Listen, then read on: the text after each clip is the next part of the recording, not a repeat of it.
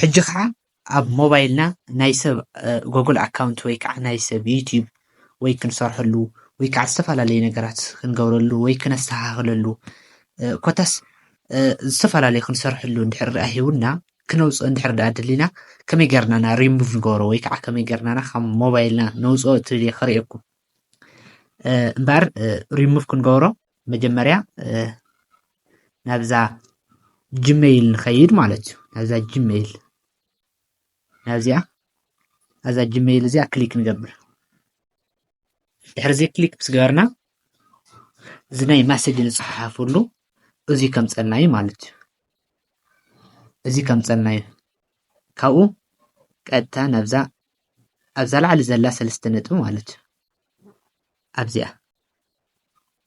ኣብዛ ላዕሊ ዘላ 3 ነጥቢ ምንም ከይመረፅና ማለት እዩ ናብዚኣ ቀጥታ ንኸይድ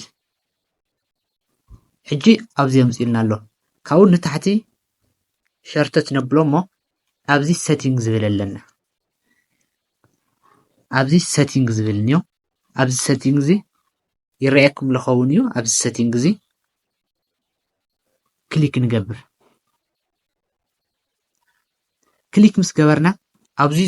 ጠቕላላ ዞም ነለውና ጉግል ኣካውንት ከምፀልና እዩ ኣብዚ ከይትነኽኡ ኣብዛ 3 ነጥቢ ኣብዘን ላዕሊ እንየዋ ማለት እዩ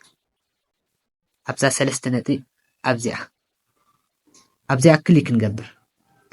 ደጊምና ኣብዛ ማኔጅ ኣካውንት ትብልንያ ኣብኣ ክሊክ ንገብር ኣብዛ ማኔጅ ኣካውንት ክሊክ ንገብር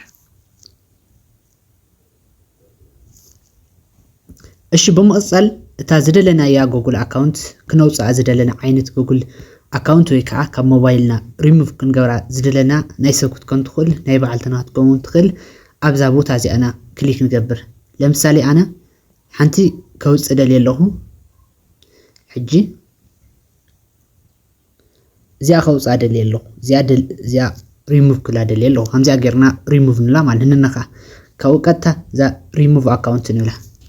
መሊስና ኣብዛ ሪሙቭ ኣካውንት ትብል ከምዚኣ ጌርና ክሊክ ንገብር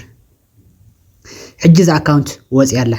ጠቕላላ ካብ ሞባይለይ እዛ ኣካውንት እዚኣ ኣውፅአ ኣለኹ ሕጂ ነዚኣ እያ ትጠቕመና ካብ ሞባይልና ዘሎ ጉግል ኣካውንት ከምዚኣ ጌርና ሪሙቭ ንገብር እዚኣ ትምስል ነይራ እዛ ቪድዮ